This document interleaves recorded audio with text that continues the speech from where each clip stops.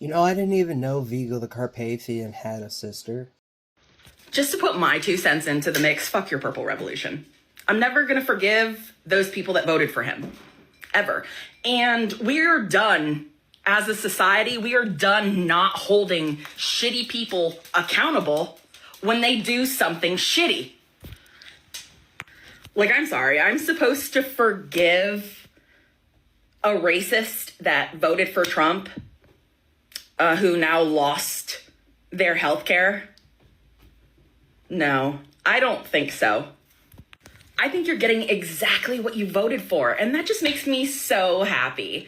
And just like to add on another thing we should just, we need to move on. We need to unite. No. You know who had a really good idea? Brad Pitt's character in Inglourious Bastards. I would like to be able to identify you for the rest of your life, because it is that serious. It is that bad.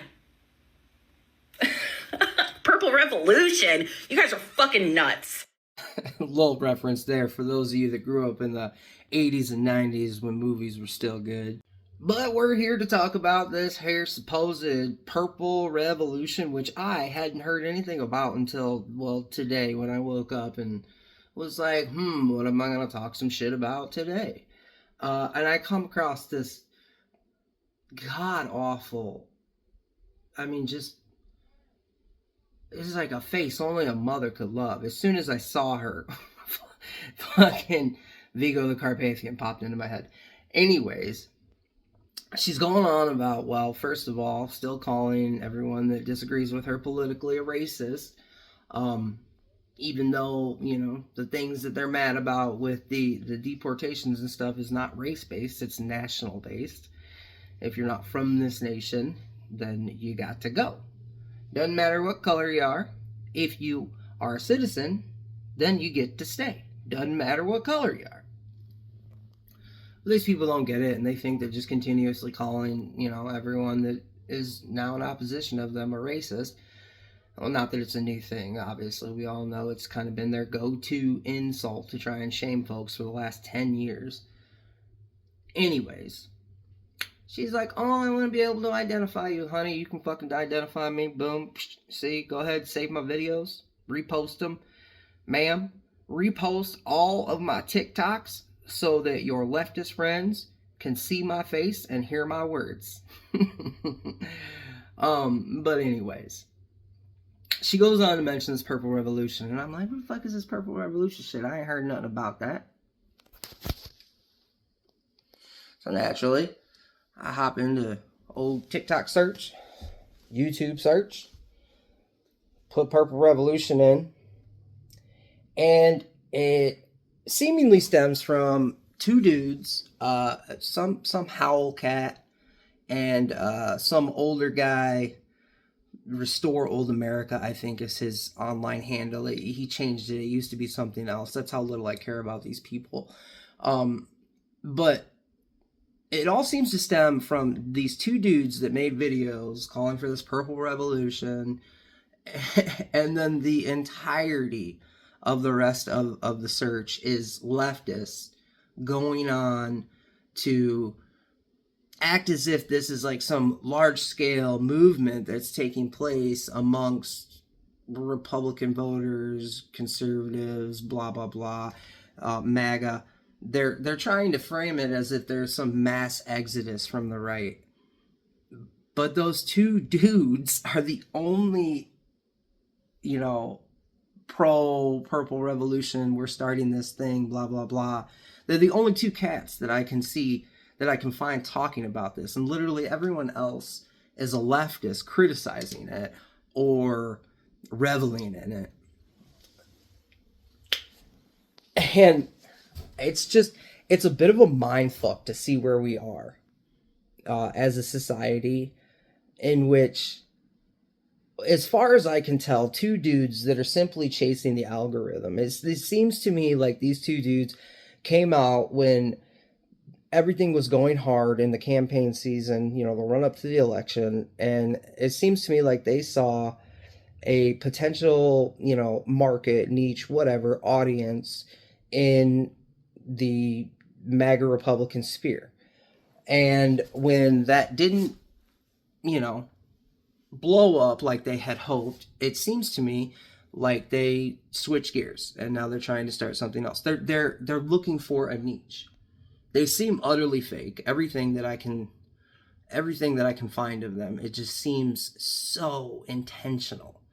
Utterly lacking authenticity. So what we have is these leftists now reveling in a reality that they're creating based off the actions of two grifters on the internet looking for clout. And because of the way the algorithms work, they are able to exist within these bubbles and to live in this false reality that they have built up from these two tiny little creators on the internet.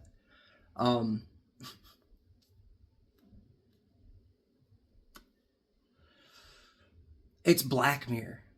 If you've ever watched Black Mirror, it's so dystopian. But hey, what are you going to do other than, listen to people that aren't looking for an audience? Don't get me wrong. I'm happy. Everyone that watches my video, I appreciate your time.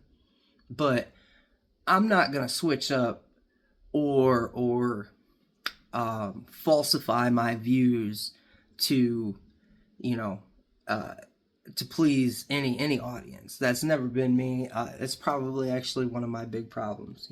I've never been one to go along just to get along.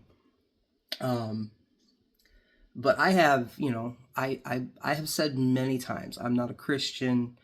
I'm not even a Republican. As far as I'm concerned, I am a reasonable person that really didn't want to be involved my entire life. I had never voted until just last year.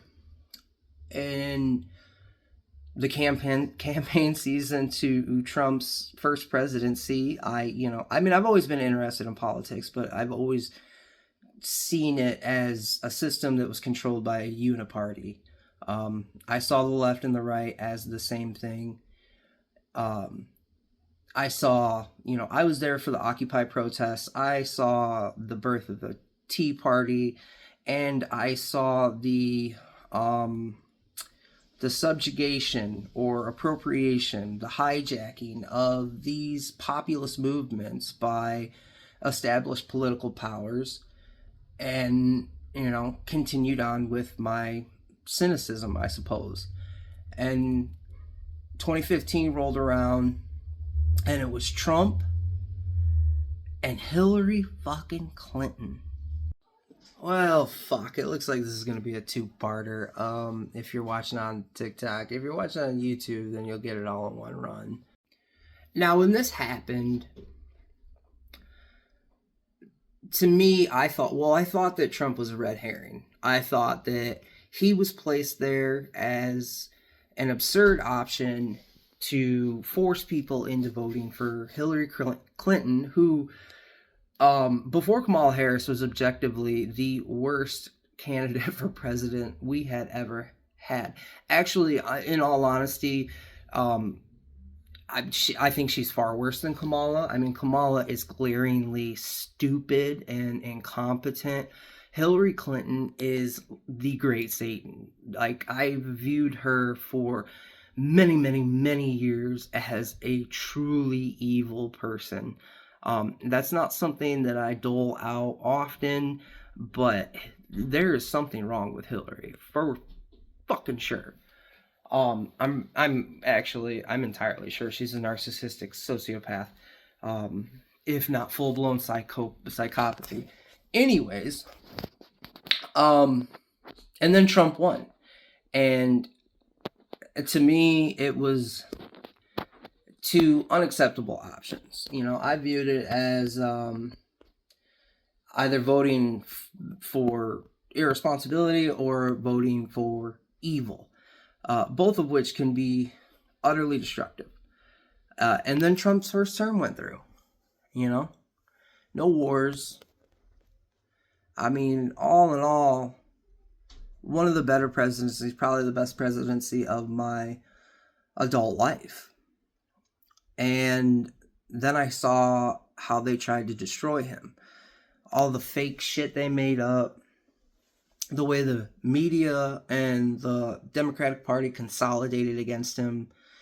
And it becomes pretty obvious if you're actually paying attention to all the lies that this man is a threat to their order, to the status quo. So, when he ran again, I voted for him this last time. And he's getting shit done. I don't regret any of it. You know, these people will be like, oh, our insurance is going up. People are losing their medical insurance. And it's like, well, who passed those subsidies? Democrats during COVID. Were they supposed to be permanent? No. Who said that? Democrats when they passed it. And now they want to extend it as insurance companies and medical costs continue to skyrocket. And anybody that knows a goddamn thing about economics understands that the reason that these industries, this industry is ballooning in cost is due to the government subsidies. It is due to the bottomless pit of taxpayer money that is being provided to these private insurers. An endless well for them to drain off of. All they need to do is say, oh, sorry, prices went up again. Oh, sorry, prices went up again, year after year after year. And the government's going to pay it, because if the government doesn't pay it, the people aren't blaming the insurers and the hospitals. They blame the government, because their short-sightedness only allows them to see that, oh, the government subsidies have been taken away and now I can't afford healthcare, when in fact it is the healthcare industry that is holding the government and the taxpayer hostage by continuously raising those prices and threatening, telling us, oh, we can't help but continue to raise them in perpetuity at a faster rate than almost anything else in the country. That and education. I've said all this before. Education and healthcare ballooning, absolutely skyrocketing. Specifically and especially since the introduction of government-backed student loans and government-subsidized healthcare.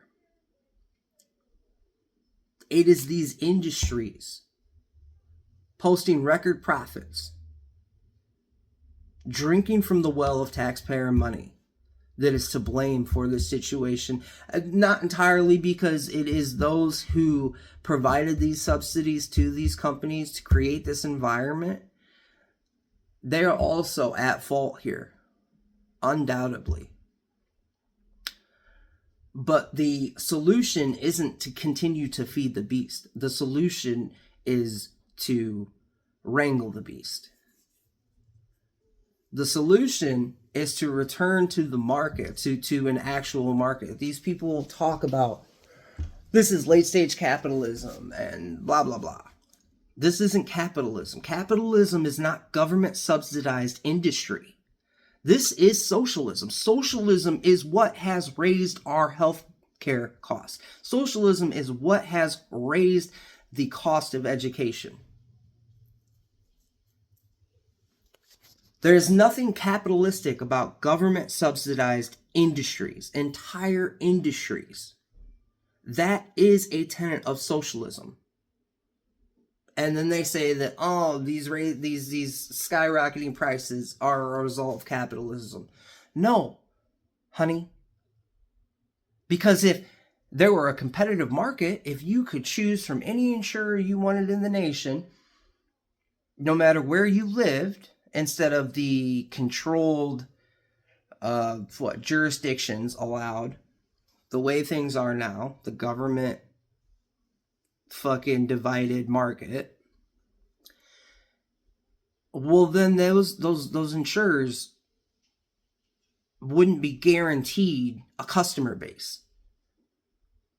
They would have to compete nationwide for your dollars, for your choice. But that choice is not yours today under our current regime. If higher education institutions were not guaranteed hundreds of millions of dollars of U.S. taxpayer-backed loans, they would not be able to charge what they do for their services. But hey, you know you've got hundreds of millions of dollars of government money just sitting in a fucking bank for you. Why wouldn't you say, hey, we had to raise costs. We're gonna need a bigger chunk of that pie, please. And then, hey, go ahead and say no. Go ahead and say no, because it's gonna look like you're the one denying Americans healthcare and education. You know, the government, we've got a lot of problems with the government. The government needs to be reformed in so many ways, but it's not only the government. There are private institutions in our country, from the medical industry, the pharmaceutical industry, the education industry, that absolutely need to be brought back in line with the people and with an actual capitalistic system. So, yes, we will suffer. We will go through pain on that journey. But such is the same when you right any ship. When you have let things fall apart. If you live in a home and you let those things slowly fall apart over time, bandaging things rather than actually fixing them. Before those things are fully fixed, before your house can be righted, your ship can be righted, there will be work, there will be toil, there will be suffering.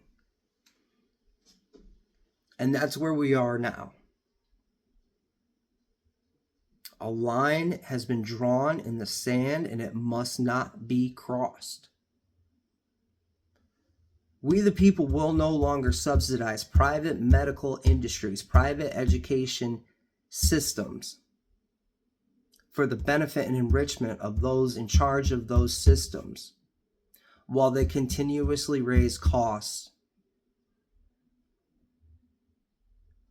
We need to change the system so that those people have to compete for our customership rather than guaranteeing them hundreds of millions, billions of dollars from the taxpayer coffers. I don't see any purple revolution. I see a whole lot of people batten down the hatches and getting ready for this ride. Because nothing worth doing is easy. And nothing easy is worth doing. So, have fun with your purple revolution, lefties, your fantasy of the right abandoning everything that they voted for. Because I don't see it. All I see is a couple grifters chasing fame. And you guys latching on to that to create something that isn't real, which is, of course, indicative of the left. Anyways,